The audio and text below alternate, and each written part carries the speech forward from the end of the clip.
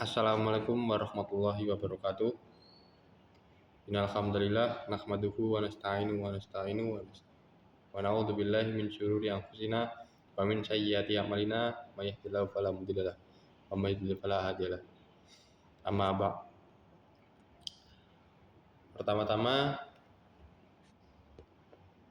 saya akan mempresentasikan apa itu generatif AI. Sebelumnya, perkenalkan nama saya Naufal Taqiyuddin, NIT 6225111350202, kelas N1G, nomor absen 16.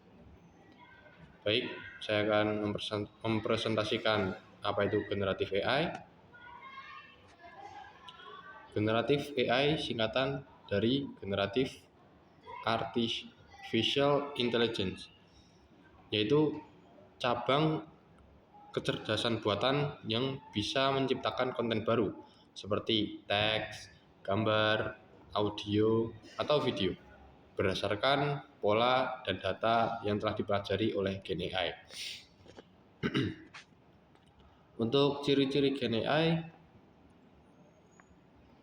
yaitu dapat menciptakan konten baru dari pola yang dipelajari. Yang pertama, ciri-cirinya menghasilkan teks, gambar, audio, dan kode. Berikutnya bersifat kreatif, interaktif dengan manusia, dan menghasilkan output baru, bukan sekedar memilih. Contoh-contoh Gen AI. Contohnya di aplikasi yaitu ada ChatGPT, berguna untuk menghasilkan teks dan jawaban. Dan berikutnya DALL-E untuk menghasilkan gambar. Berikutnya Copilot dapat menghasilkan kode, dan AI Voice Generator dapat menghasilkan suara.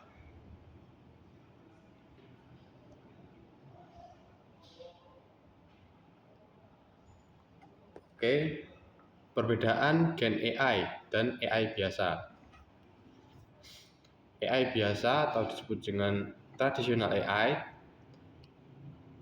biasa berfokus pada mengenali, menganalisis, dan mengambil keputusan, bukan menciptakan. Namun Gen AI dapat menciptakan konten baru seperti teks, video, gambar dari pola yang dipelajari.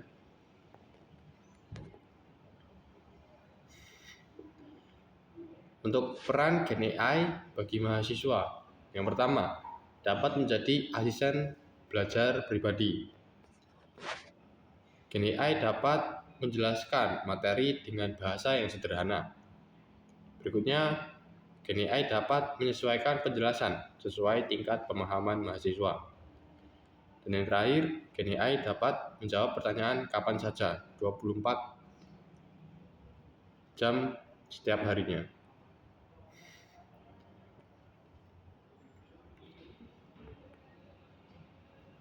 Berikutnya, peran Gen AI bagi mahasiswa yang kedua, yaitu pembuatan materi pembelajaran. Gen AI dapat menghasilkan yang pertama, ringkasan materi kuliah, yang kedua, modul belajar, yang ketiga, peta konsep, dan yang terakhir, slide presentasi.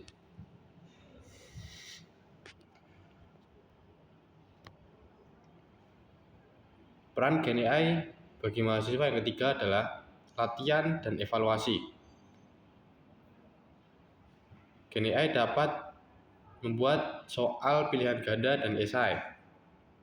Berikutnya, dapat memberi pembahasan langkah demi langkah, dan Gen AI dapat menyusun kuis latihan sesuai dengan kemampuan mahasiswa.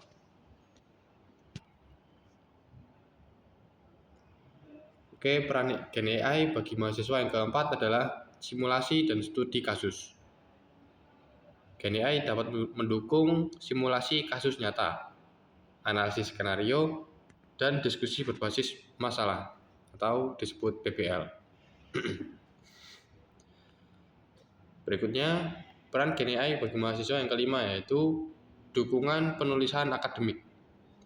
GenAI dapat membantu menyusun kerangka makalah, memperbaiki tata bahasa, dan meringkas jurnal.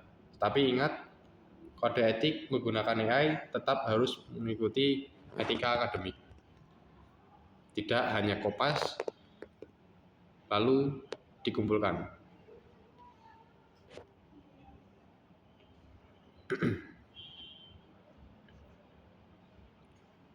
Berikut contoh penerapan GenAI bagi mahasiswa pelayaran. Contoh khusus mahasiswa pelayaran. Yang pertama, penjelasan alat navigasi seperti radar, ECDIS, Giro.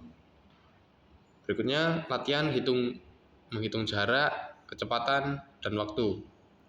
Berikutnya, dapat pembuatan laporan voyage atau perjalanan selama berlayar dan catatan logbook. Yang terakhir, latihan soal UKP atau ANT atau ATT.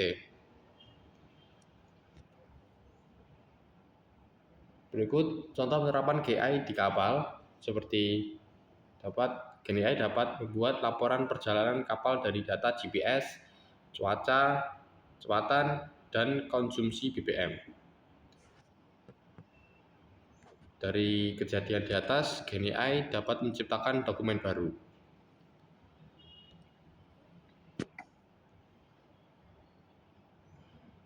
Oke, berikut cara kerja GenAI. Cara kerja singkat, GenAI dilatih menggunakan data dalam jumlah sangat besar. Lalu, GenAI mempelajari pola, berikutnya memahami konteks, dan menghasilkan output baru yang mirip tetapi bukan menyalin.